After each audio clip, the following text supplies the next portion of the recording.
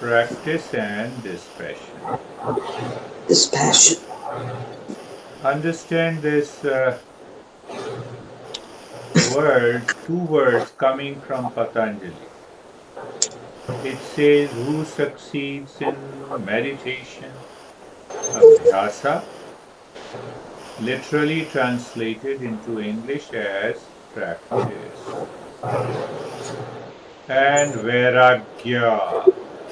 Another translation of Vairagya is uh, renunciation. But I would translate instead of renunciation as dispassion. That is the true meaning. Now, my friends, we all are aware of practice, isn't it? We all know what the practice is. Close your eyes, focus on the breath, chant some mantra, sit quietly.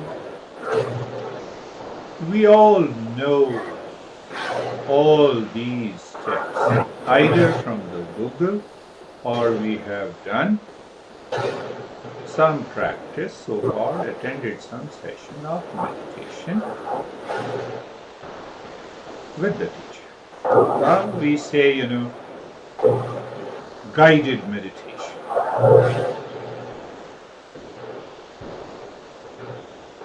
But what Patanjali says, and do we really want to follow Patanjali, what it says? Oh, we say he's a great master, he's a great teacher. Buddha is a great teacher.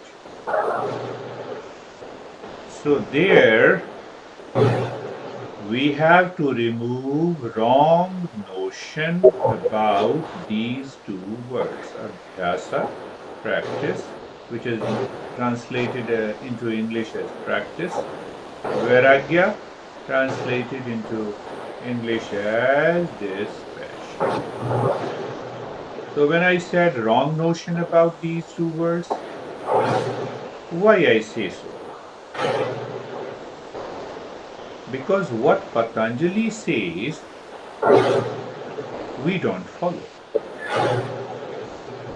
But how to know what Patanjali says? If you want to study, you should study the commentary of the Yoga Sutra by a great master who discovered almost all the principles, and his name is Vyasa. Vyasa commentary on every sutra means compressed files. All these sutras are zip files and they are unzipped by the Vyasa. Who else can know Patanjali better than Vyasa? Now what he says. I'm summarizing, it's a long topic. The mind lives in 5 subjective states.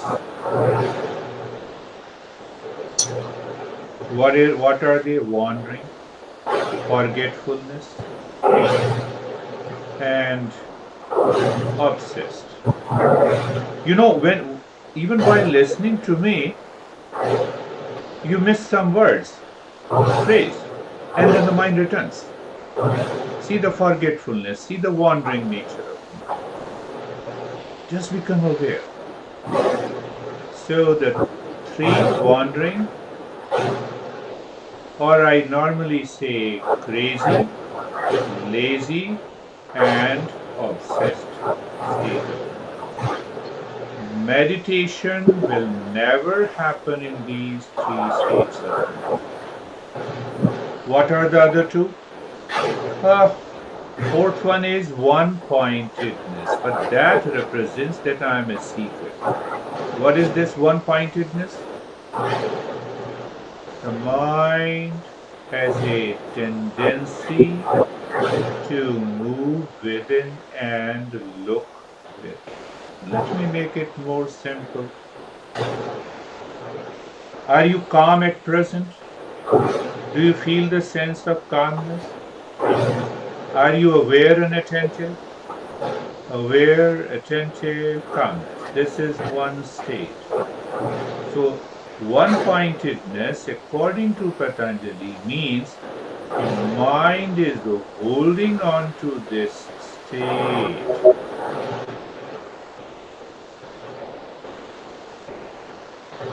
And now there are 5 objective states of the mind. We say thoughts, contents. Well, mind makes me crazy. Lot of thoughts, feelings coming from the past, impressions coming from the current day-to-day living, coming from the memory. So we have 5 factual knowledge through the sense organ in the mind.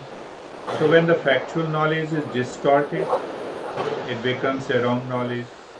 Second category of the thoughts. Third category is imagination. So I laughed at it. The masters gave very funny examples. What is imagination? Fancies. Oh, the elephant is flying. I see that. I create that imagination. And the fourth one is the sleep. It means we have, and the fifth one is the memory. Now, what is definition of mindfulness or meditation? Emptiness of the mind. It means 5 objective states of the mind is absent in meditation. How? The mind is holding on to the state of steadiness. Tatra sthito yatano abhyasa. Literal translation is the mind is holding on to the state of steadiness, not of the body, of the mind, which is the fourth state, while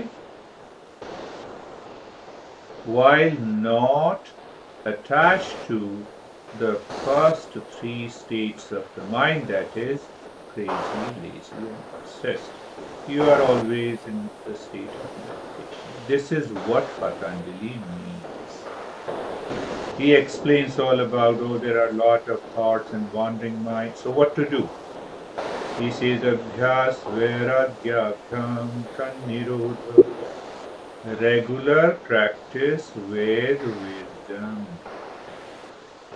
But this translation does not convey the right meaning. And when it does not convey the right meaning, then we continue to hold on the wrong notion, wrong thinking. That is why we have to study the Eastern wisdom. Otherwise, there is no need to study, because it's a part of the tradition. Otherwise, we cannot understand. How can you understand electron, proton, and neutron without understanding an atom? How can you understand an atom without understanding the matter? How simple it is. So now, simple thing I'm saying to you, all my friends. First, become aware of even the 5% state of calmness while listening to me. Become aware, know it, experience it, and hold on this state during the entire practice.